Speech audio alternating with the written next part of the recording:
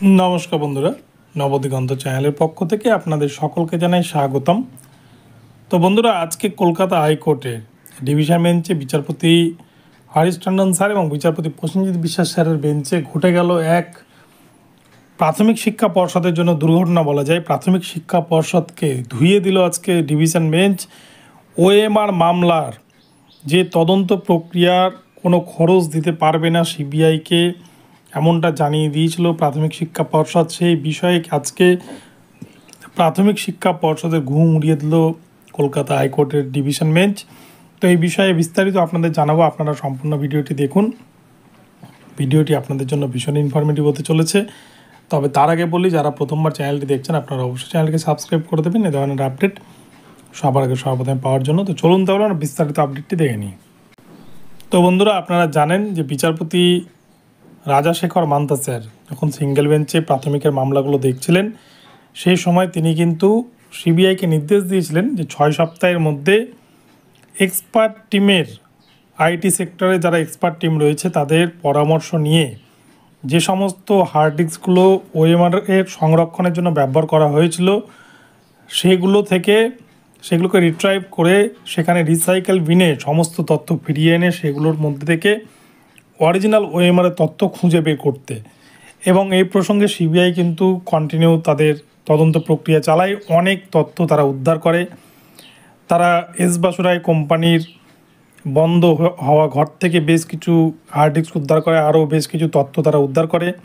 প্রাথমিক শিক্ষা পর্ষদের যে ঘরটা সিল করে দিয়েছিল সিবিআই অনেক আগেই তদন্ত করতে গিয়ে, সেখান থেকে তারা অনেকগুলো হার্ড ডিস্ক উদ্ধার করে, অনেকগুলো নথি উদ্ধার করে এবং সমস্ত কিছু নিয়ে তারা তদন্ত প্রক্রিয়া চালায়। এর মধ্যেই তদন্তের কিন্তু একটা সময় তদন্ত থেমে যায়, কেননা প্রাথমিক শিক্ষা পর্ষদ তারা চিঠি দিয়ে সিবিআইকে জানিয়ে দেয় তারা কোনো রকমের একটার পয়সাও তারা বেয়ার করতে পারবে না বা রাজ্য সরকার কোনো টাকা খরচ করতে পারবে না এই তদন্ত প্রক্রিয়া চালানোর জন্য।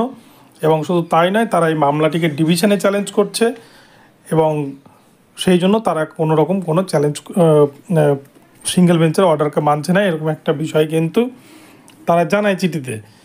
তো এ প্রসঙ্গে সিবিআইয়ের তরফ থেকে জানানো হয় যে তারা বিষয়টিকে আদালতে জানাবে এবং দেখা যায় যে ডিভিশন বেঞ্চে মামলাটিকে তারা চ্যালেঞ্জ করে, সিঙ্গেল বেঞ্চের রায়কে চ্যালেঞ্জ করে এবং সেই মামলাটি কিন্তু আজকে উঠেছিল বিচারপতি হরিশ টন্ডন স্যার এবং বিচারপতি প্রসেনজিৎ বিশ্বাস স্যারের বেঞ্চে।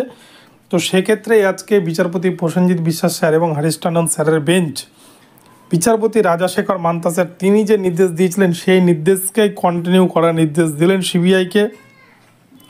এবং এই সমস্ত যে হার্ড ডিস্কগুলো ব্যবহার করা হয়েছিল ওএমআর সংরক্ষণের জন্য, প্রায় 200টা মতো হার্ড ডিস্ক কিন্তু ব্যবহার করা হয়েছিল।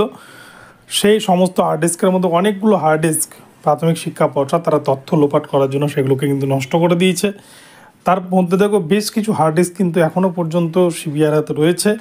সেগুলো থেকে সমস্ত তথ্য উদ্ধার করে সেগুলোকে আদালতে জমা করার নির্দেশ দিলেন বিচারপতি হরিশ টন্ডন স্যার এবং বিচারপতি প্রসেনজিৎ বিশ্বাস স্যারের ডিভিশন বেঞ্চ।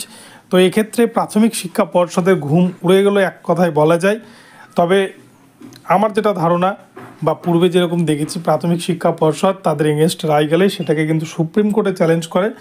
তো আমার ধারণা এই ওএমআর মামলাটিও কিন্তু তারা খুব শীঘ্রই সুপ্রিম কোর্টে নিয়ে যাবে এবং সুপ্রিম কোর্টে গিয়ে কিন্তু সেখানে তারা এই মামলাটির উপর বা কলকাতা হাইকোর্টের রায়ের উপর স্টে ফেলানোর চেষ্টা করবে। তো দেখা যাক শেষ পর্যন্ত কি হয়। আর সুপ্রিম কোর্ট না গেলে তাদেরকে কিন্তু এই ওএমআর মামলার তদন্তে সাহায্য করতে হবে এবং সিবিআই কিন্তু ওএমআর মামলার রিপোর্ট জমা করবে। অ্যাকচুয়ালি কলকাতা হাইকোর্ট জানতে চাইছে কতজন অরিজিনালভাবে চাকরি পেয়েছে, কতজন ডুপ্লিকেসি করে চাকরি পেয়েছে। এই বিষয়টা ক্লিয়ার করার জন্যই কিন্তু ওএমআরের তদন্ত চলছে। তো আগামীতে হয়তো এটা নিয়ে বঞ্চিতদের জন্য কোনো আশার আলো হতে পারে যদি তদন্ত প্রক্রিয়া সঠিকভাবে এগোয়। তো বন্ধুরা, ভিডিওটি ভালো লাগলে চ্যানেলটিকে সাবস্ক্রাইব করবেন আর এই ধরনের আপডেট প্রতিনিয়ত পেতে চ্যানেলটিকে ফলো করতে থাকুন। ধন্যবাদ সকলকে, সকলে ভালো থাকবেন। পরবর্তী নতুন আপডেট নিয়ে আসবো, দেখা হচ্ছে পরবর্তী ভিডিওতে। ধন্যবাদ।